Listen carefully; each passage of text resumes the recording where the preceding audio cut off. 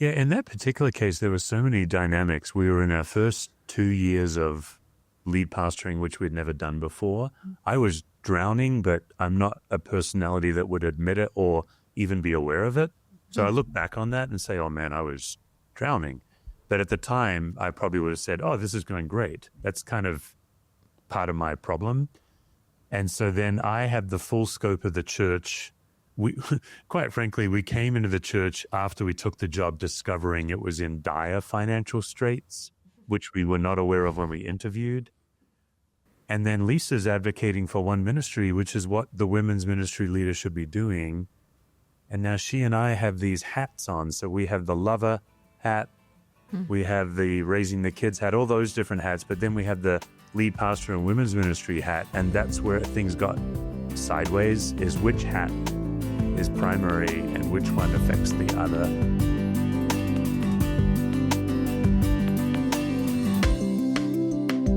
Welcome to the Glass House. This episode is long anticipated. Lynley, we have the amazing Steve and Lisa Cuss with us today. That's right.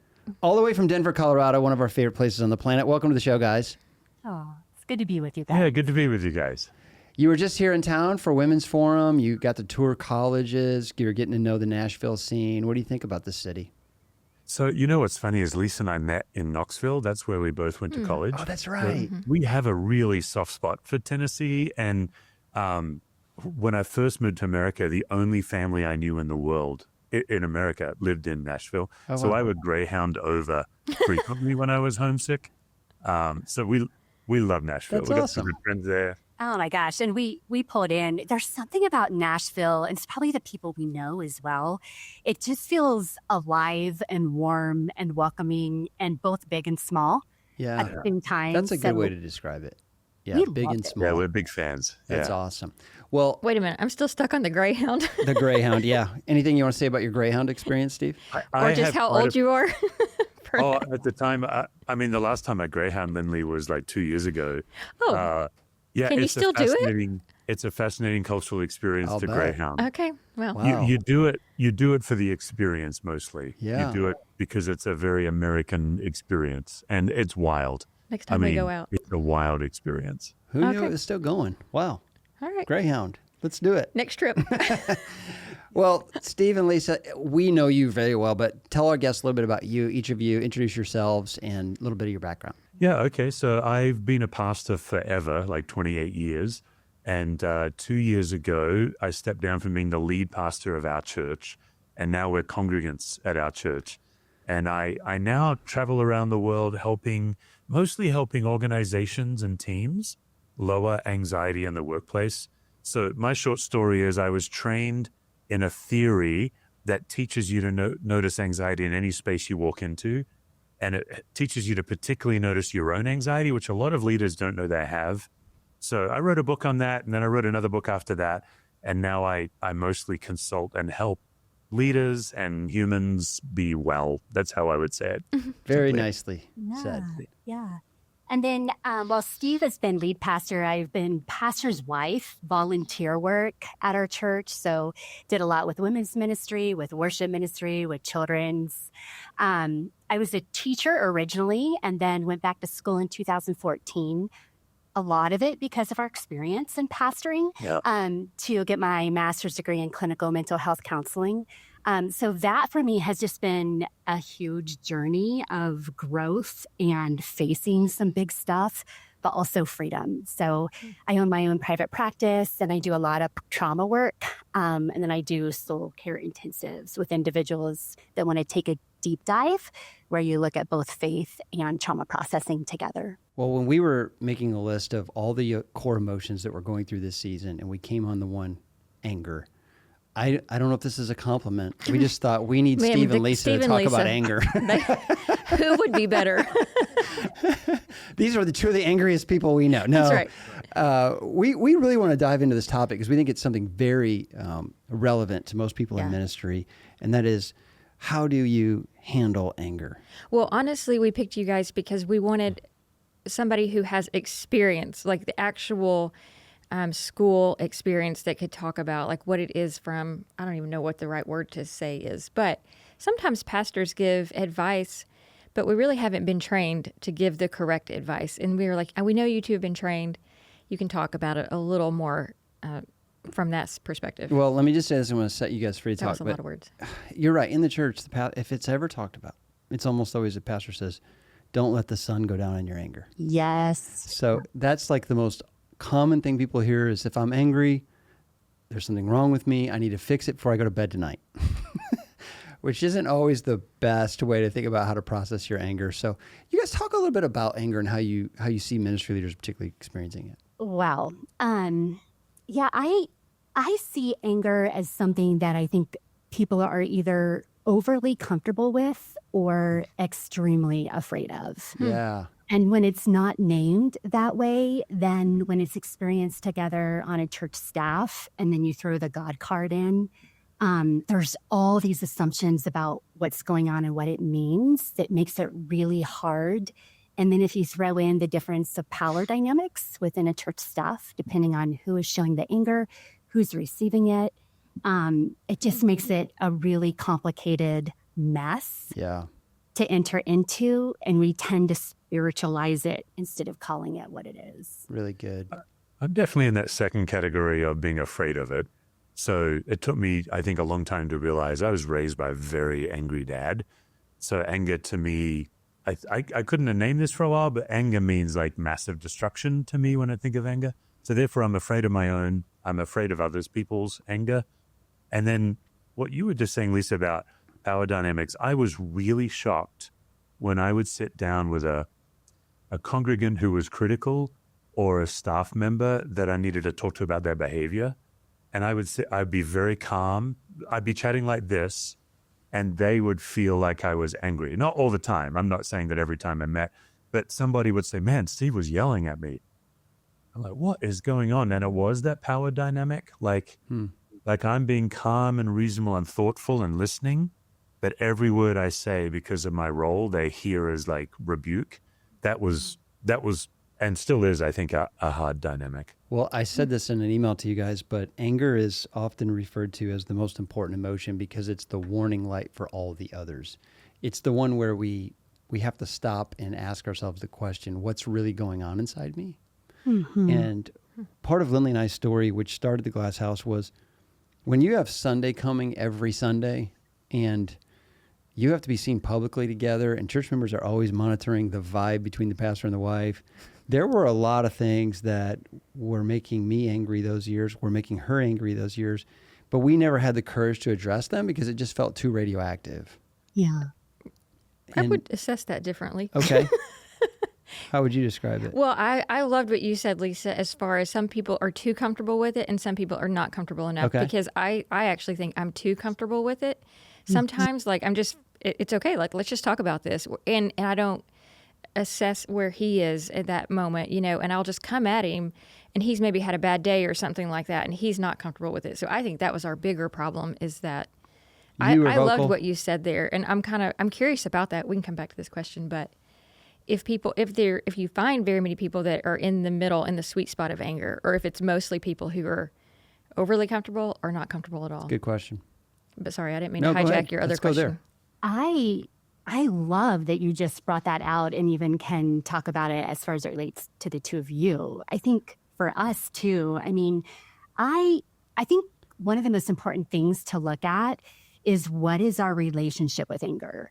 How do we feel about it and what did we experience with it even growing up? So I grew up in the Midwest area and I will say, I think in all of the cultural contexts, I experienced anger, made my own meaning from it with my own wiring, and felt like anger is something that maybe you can experience when you're older, but as a child, felt like I didn't know what to do with it. Like it wasn't okay to maybe misbehave with anger. I didn't know how to express it.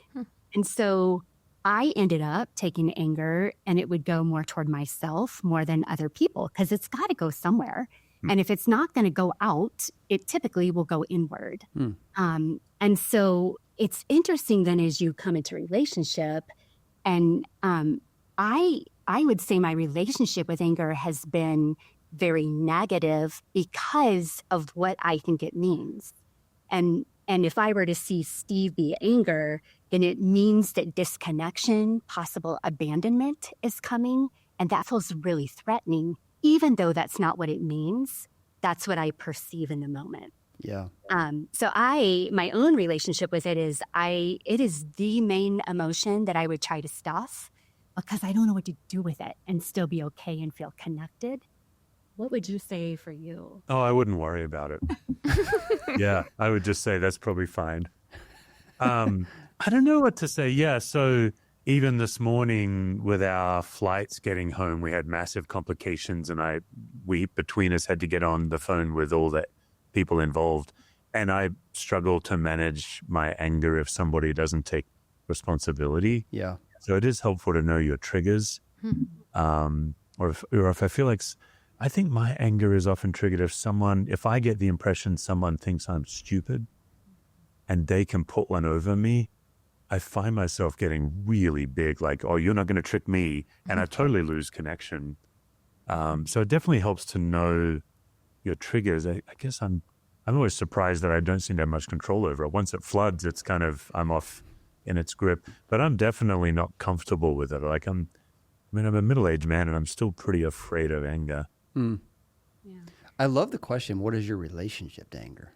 Yeah. That's and really I healthy. think even hearing Lynley, it sounds like you are comfortable with anger and that it's almost like a form of connection that I'm wondering if it shows passion and that if somebody will meet you in it, then it shows that they care and want so much to connect with you that they can meet you there. This is the problem with having a therapist on the interview, Yeah. guys. It's That's definitely passion. It's never unhealthy. Yeah, that's right. Yeah. And if you just keep saying that, I'll just keep believing it. No, I'm kidding. I would say in a very complimentary way, I think when Lynley and I begin to drift, it's normally your passion for our relationship, which comes in the form of anger, that forces me to have to recognize the distance. Yeah. You are more comfortable initiating through anger. And I'm not saying angry in like a mean-spirited way, but like you'll pound your fist on the table if that's what it takes to say, hey, we're not connecting. And that's, not unlike what Jesus did in terms of turning over the money tables when the purity of the temple was compromised. There's something really important at stake here, and if I have to raise my voice to call attention to it, I will. My problem with that is, like, this is a masculinity issue, I think, but if she initiates it, then I feel like I'm a poor leader for not having been the one to bring it up, so now I'm in shame. Oh, And so I'm feeling like, oh, man, here we go again. She's angry. I probably should have been angry first if I really care about the marriage, but she's leading me, so here we go. So that's been a challenge for us, I think. Yeah. It's that you feel like you're constantly the one pulling me back in. But my relationship to anger is very different. I have two parents that have both gone through severe depression. And Andrew grew up in the Midwest. Maybe and it's I grew a up in Midwest the thing. Midwest, Northwest Illinois. And I really was surprised to learn that when anger is not cared for, it becomes depression. And that's really been true in my life. When I'm really mad about something and it's chronic and it's not getting fixed, I tend to just become kind of settled in hopelessness. Rather than getting bigger, I get smaller, like you said, Steve, and just kind of lick my wounds and say, well, this is just life on planet Earth, rather than trying to do something about it. Yeah. And I think ministry leaders can vacillate there. I've seen pastors who rise up when they are being attacked. I've seen pastors who kind of withdraw and question whether they should even be in ministry in the first place. Yeah. It's just a matter, I think, of how you grew up with anger. Yeah, I think that's really tender. And I can relate to that. I think at the end of the day, I do a lot of parts work. So looking at anger is a part, could show up as a part of us, and oftentimes is a very protective part. Like if you look at the difference between anger and rage, anger usually is shown to protect ourselves. We can get armored up, or it's to protect a cause or somebody else. Whereas rage is really born to go against and move against somebody else or a cause. But anger in itself is protective. And oftentimes, I mean, if I look at myself in childhood and if my anger is going toward myself because I'm not sure what it's going to be like if I let it out towards other people and disconnect, then it's actually, in my younger years, it served me really, really well. But now in my adult years, if I take that same protective stance, it actually keeps me disconnected from Steve or from people around me because I don't show up as who I really am.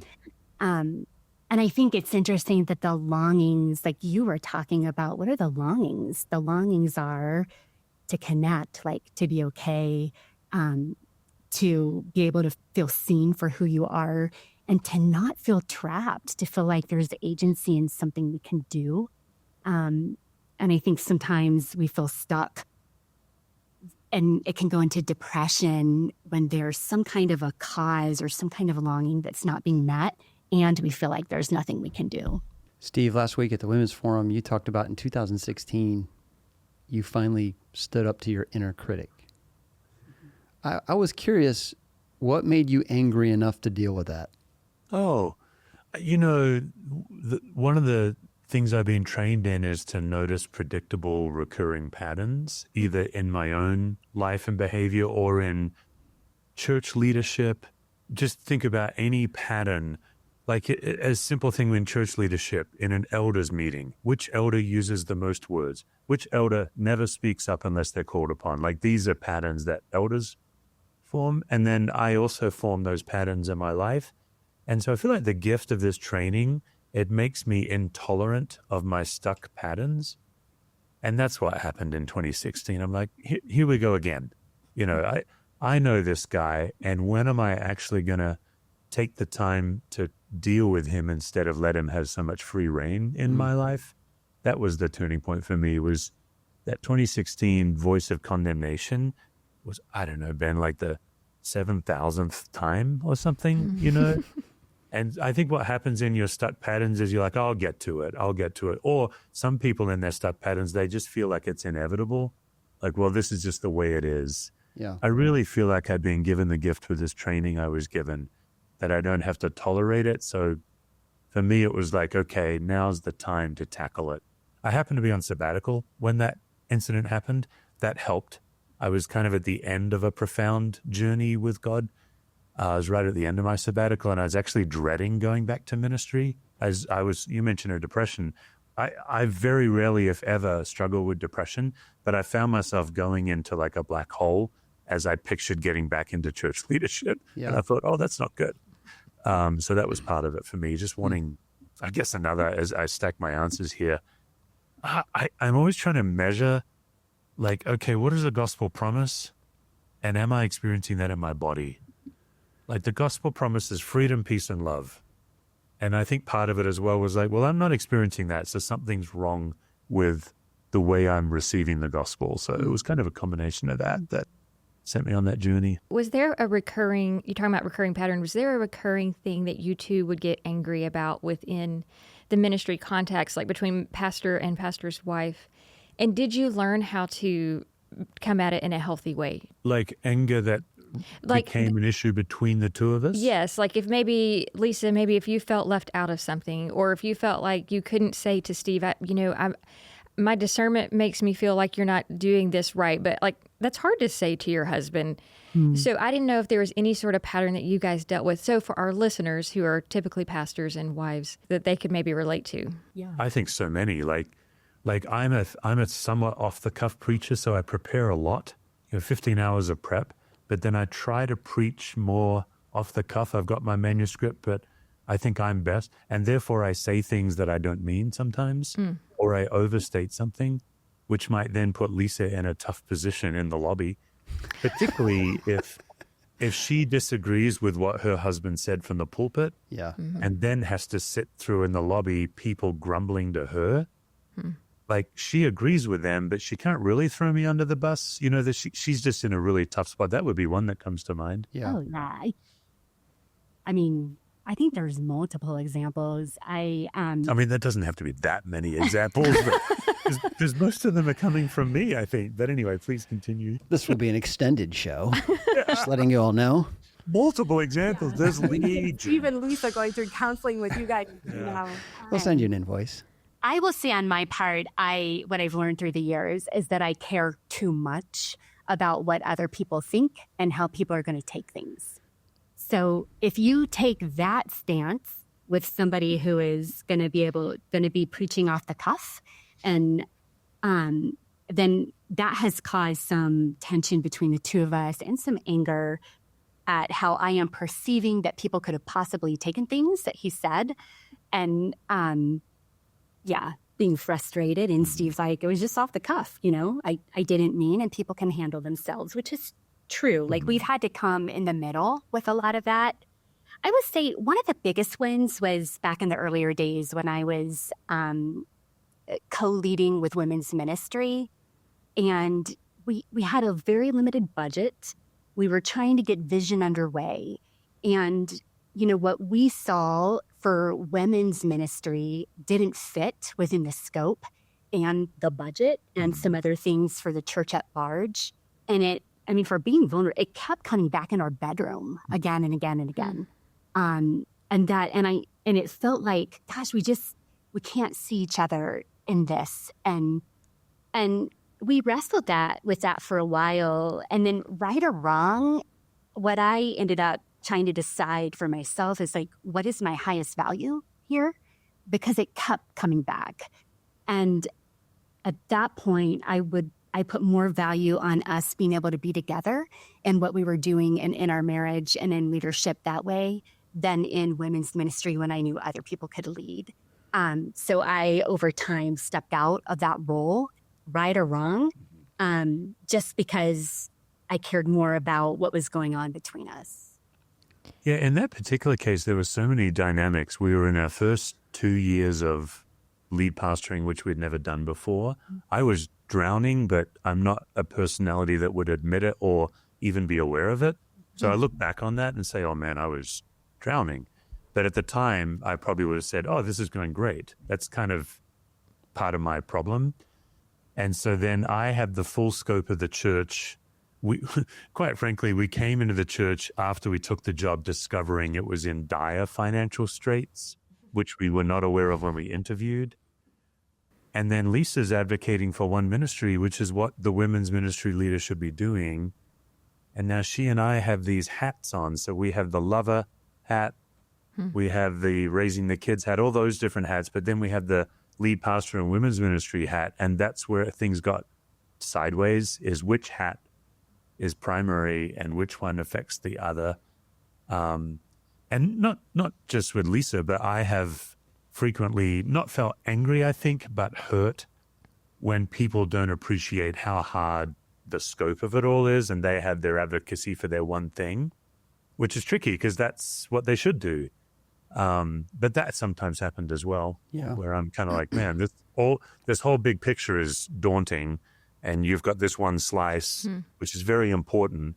Anyway, there was a lot of dynamic in that one. And we had young kids. It was all magnified by that. And we've, over time, just had to really look at what are our highest values. And even when like one is going to be real close to the other, which one is going to come over all of the others. And that changes throughout marriage. But that's been a helpful tool when we look at which hats do we want to take off and which ones we want to wear. Yeah. I know there's a couple listening here that is happening in their house. I mean, probably a young pastor. He's maybe not watching. I mean, there were times when I'd walked into the church and people were like, whoa, that was a story about you. And, you know, of course, there was 3 messages and I got there to the end and I'm like, oh, I have no idea what you're talking about. So if you were sitting down with a young couple and they're struggling with that in their marriage, how now in maturity would you say to them, here's what you could say maybe, or here's how the husband could respond? Is there just something to say of that hurt me, that caused me to be angry, like a healthy way to address that? It's a really good question. I do. There's so many dynamics in this because Lisa and I are both people pleasers, but I think it's accurate. If you think this as well, I think I will make the difficult call quicker than Lisa will, but she would want to put that difficult call off if it means relational disharmony, particularly as it relates to maybe having a difficult conversation with a staff member who's misbehaving. Like we are both prone to let it go on too long, but I think I'm shorter to say, okay, enough, we need to deal with it. And Lisa will primarily look at, oh no, the relational health is broken. I don't know how to grow out of that quickly. Okay. Like for us, it's been a long, slow journey of maturity. And I'm always hesitant to tell a young couple to mature faster. I think we talked about it a lot. I think as a preacher, I could have done a better job of being more disciplined. I think in my journey of learning to preach every week, I could have been more careful about off-the-cuff things. It was hard. It was really hard to do. It's not a very particular answer, but That's well, okay. I mean, and it's one of those that can't be solved right away, but it is something that I think I would say to a couple, and we would together, man, can we get to a place where we can talk about this, talk about our assumptions that are going on behind it, and in that, I think get to a place of curiosity with what's going on. We find that anytime we can, so for me, I have that soldiered up part that cares so much about what people are going to think or how people are going to take things within a relationship. I find that I have to name that's a part of me. And when that gets in the driver's seat of my life, I can't see anything else. And so then it's hard for me to see where Steve was coming from. And so I think a question would be, in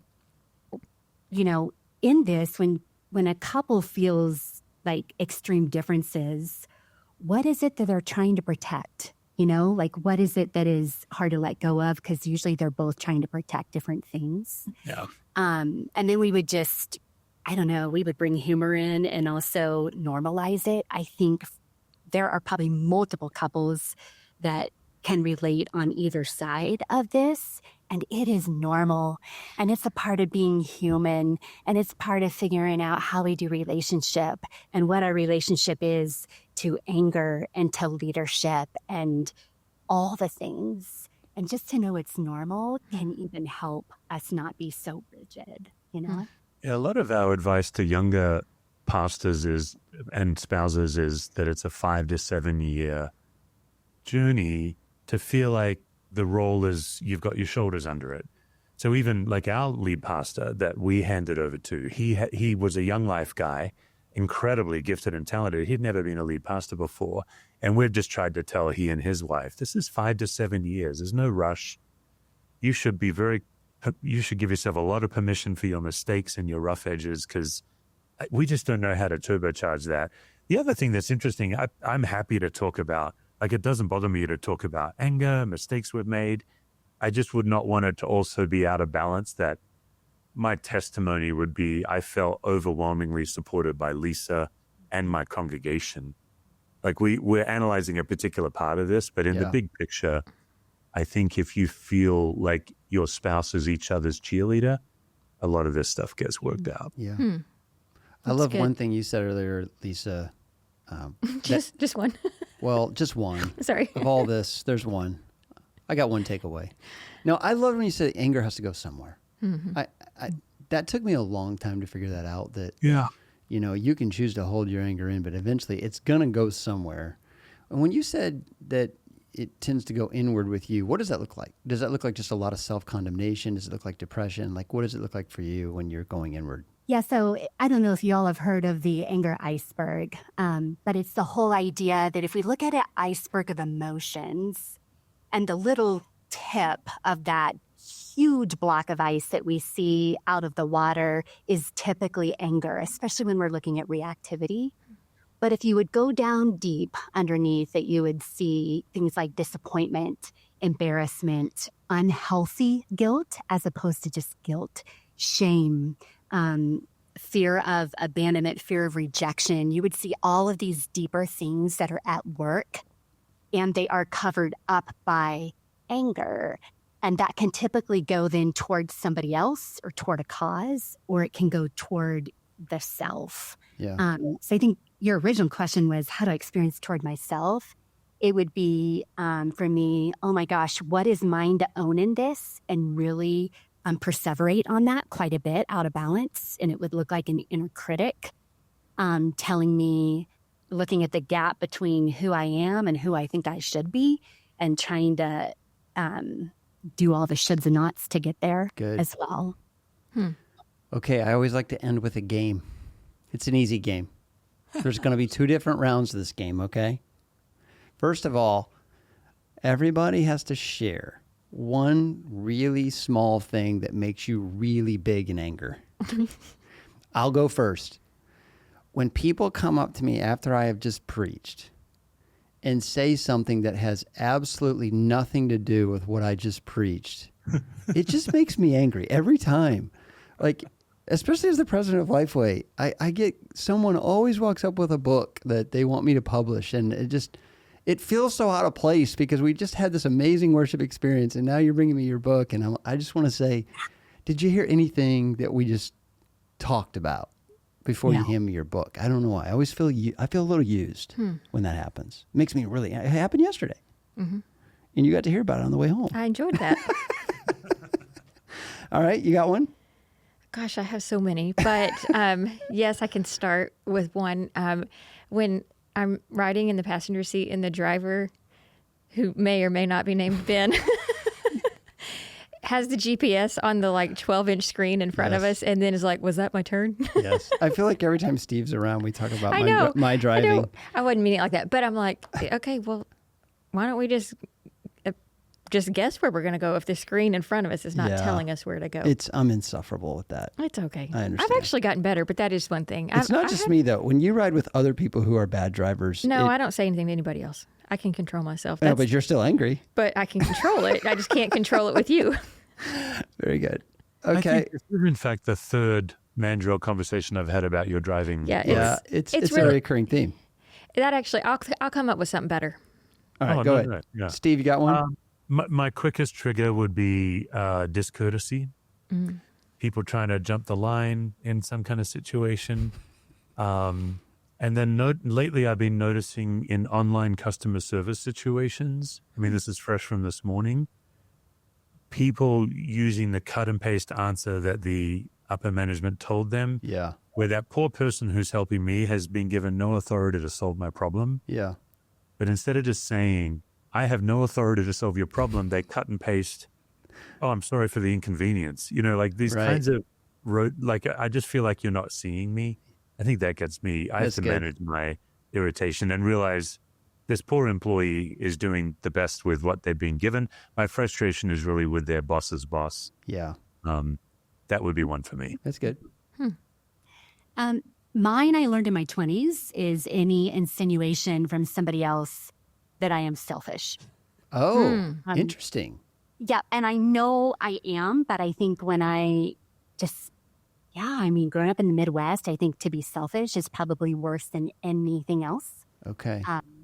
And so, yeah. So as long when as you're a scalpless serial killer. That's right. Yeah, then we get really big. I've actually put somebody in a headlock before. Over them, and so I've gotten really big.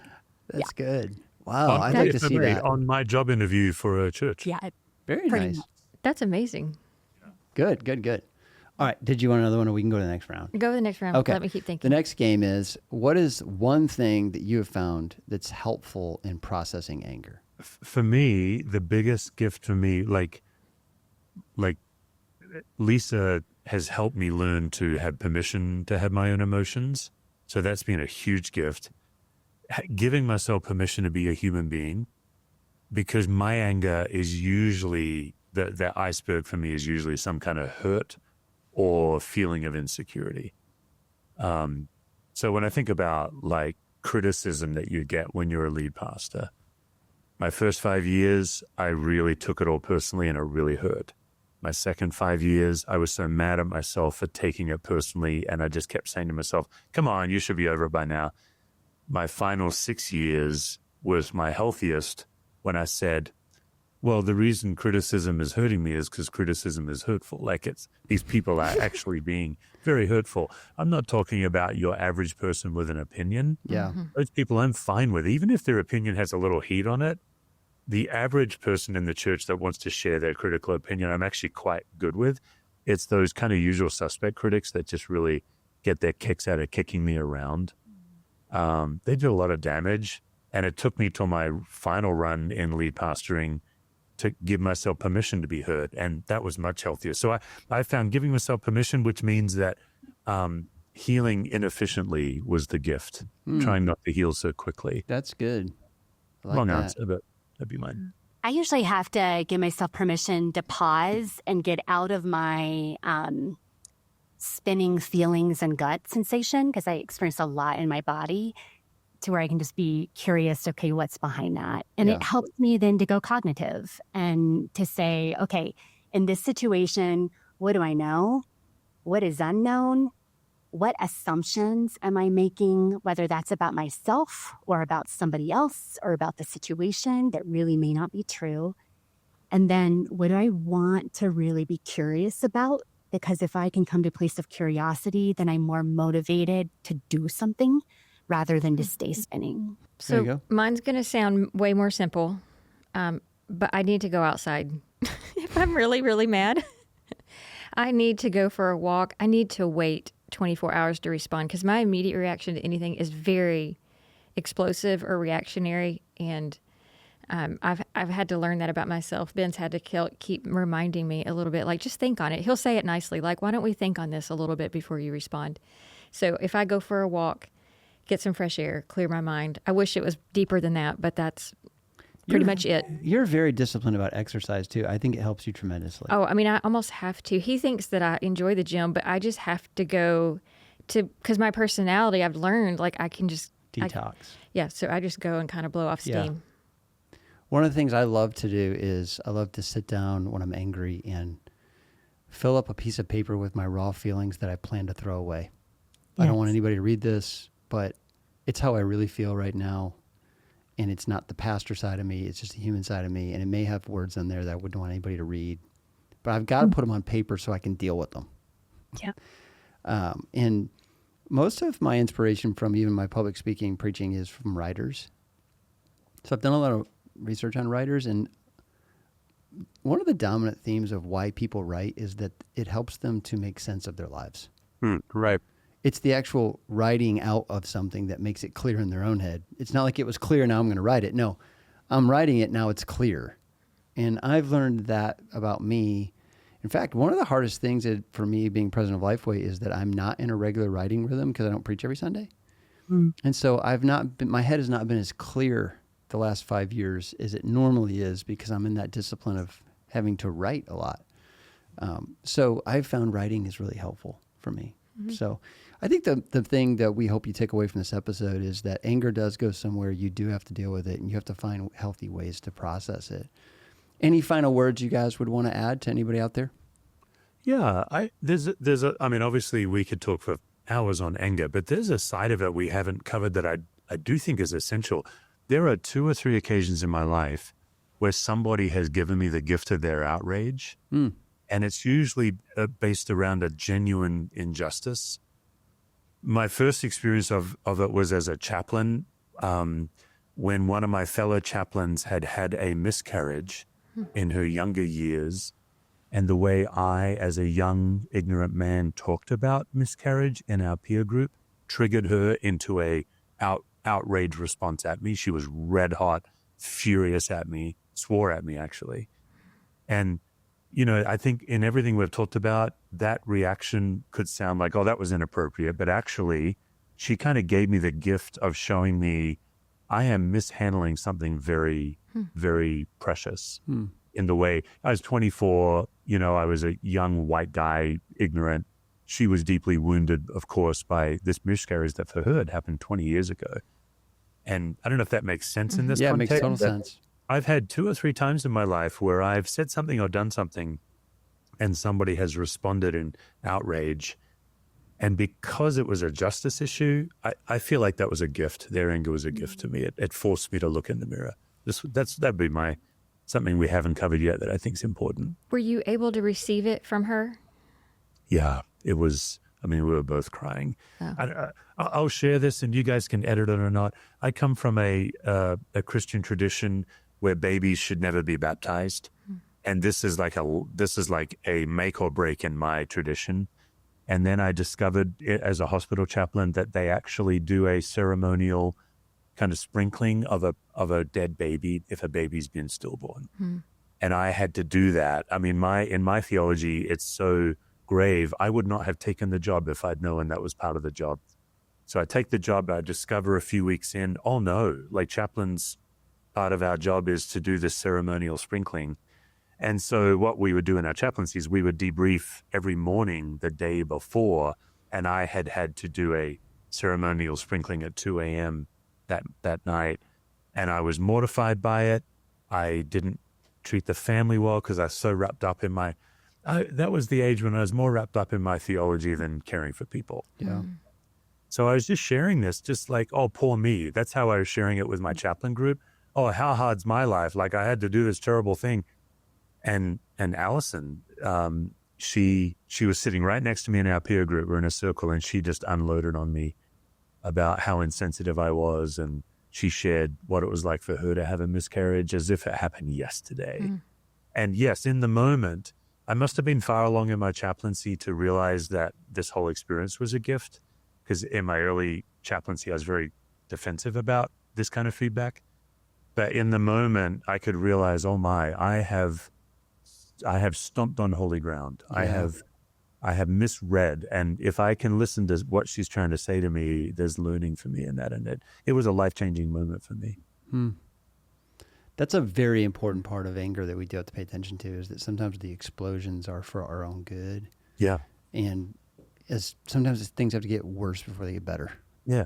And anger can push us to grow in areas that we wouldn't have done before. Thanks for sharing that, Steve. That's very personal. I appreciate you being honest about that. Yeah. This is really simple, I think, and anyone can notice this. Anxiety tends to exaggerate. And I think we can, as pastors, always put ourselves in the victim chair because it is a tough job and people come at us. So we are prone when we get together to share war stories. I would encourage pastors to be very careful about the way their brain exaggerates. A simple example would be back in the COVID days. I heard so many pastors say, no matter what I do, half the church is angry. I heard that dozens of times. That's true. not true. That is not true. It's not true that 50% of your congregation is angry. What's true is probably 30 to 70% are fine. What's actually true is more than the usual amount are angry, but it's not half the church. Yeah. No matter what I do, half the church will be mad. So I would just encourage pastors to be very careful about the way your wounds change your narrative, because then you can end up looking at your congregation falsely through the lens of a coping narrative. That would be one thing I would. That's good. That's helpful. Portion. Yeah. And I think it comes back to what we talked about in the beginning. I don't think staff cultures talk enough about their relationship with anger. Alongside that, relationship with joy. Sometimes, like when we look at all of the emotions, we would have a relationship with them. But specifically with anger, to come back, just to normalize that so that we can get to know how each other responds to it. And that also helps, with the famous line of, people do so much their anger through texting nowadays too. But how often people will say, man, they were just yelling at me, when the person either who was physically there talking felt like they weren't, but body language communicated yelling, or on text, people read it through the lens of that it's a great conversation to talk about in a culture of what do you notice most in anger? I notice body language and facial expressions the most in anger. And then I notice tone before I even hear the words that were spoken. And so that's what's going to speak so loud to me. Other people are going to notice the words spoken before anything else.